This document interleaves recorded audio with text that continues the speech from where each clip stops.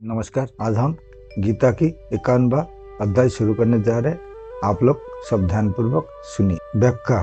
कर्मज बुद्धियुक्ता ही फल तत्ता व मनीषी जो समता से युक्त है वे ही वास्तव में मनीषी अर्थात बुद्धिमान है। 18वें अध्याय के 10वें श्लोक में भी कहा है कि जो मनुष्य अकुशल कर्मों से द्वेष नहीं करता और कुशल कर्मों में राग नहीं करता वह मेधावी बुद्धिमान है। कर्म तो फल के रूप में परिणत होता ही है, इसके फल का त्याग कोई कर ही नहीं सकता। जैसे कोई खेती में निष्काम भाव से बीज बोए तो क्या खेती में अनाज नहीं होगा? बोया है तो पैदा अवश्य होगा। ऐसे ही कोई निष्काम भाव पूर्वक कर्म करता है तो उसको कर्म का फल तो मिलेगा ही, पर वह बंधनकारक नहीं होगा।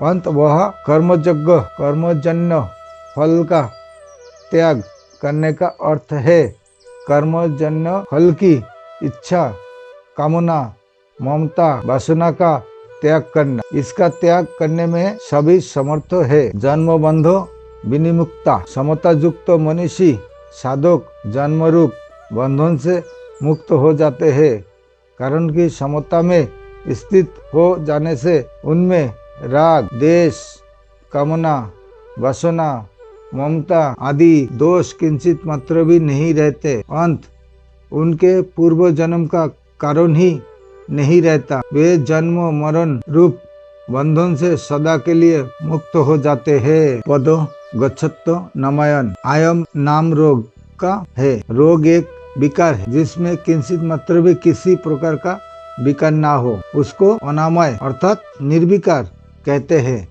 समता युक्त मनीषी लोग ऐसे निर्विकार पद को प्राप्त हो जाते हैं। इसी निर्विकार पद को 15वें अध्याय के 5वें श्लोक में अय पद और 18वें अध्याय के 56वें श्लोक में शशावत अय पद नाम से कहा गया है। तथापि गीता में सद्गुण को भी अनामय कहा गया है, पर वास्तव में अनामय निर्विकार तो अपना स्वरूप अथवा परमात्मा तो ही है, क्योंकि वह गुणान्वित तत्व है जिनको प्राप्त होकर फिर किसी को भी जन्म मरण के चक्कर में नहीं आना पड़ता। परमात्मा तत्व की प्राप्ति में हेतु होने से भगवान ने सत्व गुण को भी अनामय कह दिया है। अनामय पद को प्राप्त होना क्या है?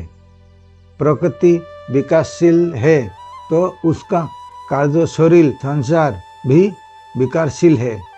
स्वयं निर्विकार होते हुए भी जब वह विकारी शरीर के साथ तादात्म्य कर लेता है तब वह अपने को भी विकारी मान लेता है, परंतु जब वह शरीर के साथ माने हुए संबंध का त्याग कर देता है तब इसको अपने सहज निर्विकार स्वरूप का अनुभव हो जाता है।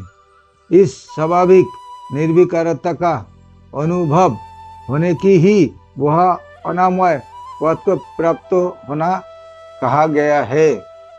इस श्लोक में बुद्धियुक्त और मनीषीन पद में बहुवचन देने का तात्पर्य है कि जो भी समता में स्थित हो जाते हैं वे सब के सब अनामय पद को प्राप्त हो जाते हैं, मुक्त हो जाते हैं। उनमें से कोई भी बाकी नहीं रहता। इस तरह समता अनामय पद की प्राप्ति का अचूक उपाय है। इससे वह नियम सिद्ध होता है कि जब उत्पत्ति विनाशशील पदार्थों के साथ संबंध नहीं रहता है तब सत सिद्ध निर्विकारता का अनुभव हो जाता है। इसके लिए कुछ भी परिश्रम नहीं करना पड़ता, क्योंकि उस निर्विकारता का निर्माण नहीं करना पड़ता। वह तो सत स्वाभाविक ही है। परिशिष्ट भाव कर्म में जोग समता ही कुशलता क्यों है, इसका कारण ही पद से इस श्लोक में बताते हैं। सात्विक कर्म का फल निर्मल है, राजस कर्म का फल दुख है और तामस कर्म का फल मुड़ता है। गीता 14वें अध्याय का 16वां श्लोक इन तीनों प्रकार के फलों का समतायुक्त मनुष्य त्याग कर देता है। कर्मजन्य फल के त्याग के दो अर्थ है, फल की इच्छा का त्याग करना और कर्म के फलस्वरूप अनुकूल प्रतिकूल परिस्थिति प्राप्त होने पर सुखी दुखी ना होना। वास्तव में उत्पत्ति विनाशील संपूर्ण संसार कर्मफल के सिवाय और कुछ है ही नहीं। कर्मफल का त्याग कर दे तो फिर कोई भी बंधन बाकी नहीं रहता।